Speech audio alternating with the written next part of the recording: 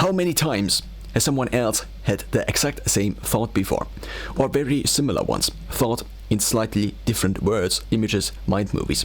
Be safe out there. I love you. Don't come home too late. Might be the sentences even one person has heard multiple times. But others might have been only ever said once, never repeated again. And even if a sentence like I love you is word by word the same, different context gives it different meanings. If one could model this, maybe display the results in a word cloud, one might be able to detect the one or the other trend, but one also has to keep in mind that the meaning of language, of phrases and words might change over time. In the 1400s, I just called my wife. With current existing datasets, which could be used as sample data, one could then extrapolate. Despite the limitations of scaling sample data, this might be the current best approach. 3 different sample datasets come to mind. Search queries entered into browser via text or word, recorded phone conversations, governmental intelligence, locally installed microphones, voice assistants have similar requirements to what one would want in audible data. Search queries are only a subset of human thought, either spoken or via text or other media, reverse searching an image. They could already offer a unique view, yet are probably too filtered. Google Trends offers access to trends searched on Google.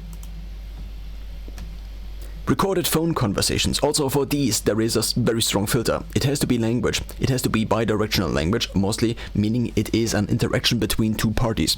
Access might be difficult even for research purpose.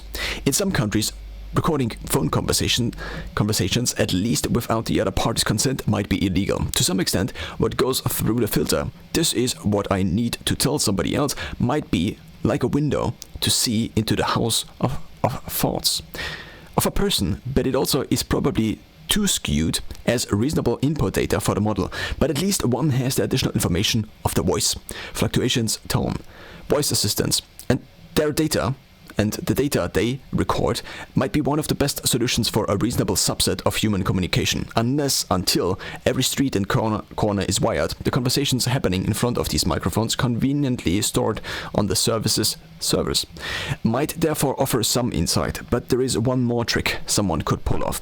Taping not into phone conversations, but into phones' wearables microphones. The phone or wearable is currently probably the microphone that has the most overlap with people's actual location. In other words, has a microphone closest to the source of the voice. Also noteworthy that most of these methods focus only on what is actually spoken, which again might be a too distorting filter to build a reasonable model of. Another potential source could therefore be all the other data humans put out: digital notes, post-its, their blog posts, their location attached to the images they upload to social media. But all of this is again mostly illegal, at least if not performed by a governmental entity, reversing the polarity of its illegality. So after all, Google Trends might for now be the way to go. And maybe also YouTube.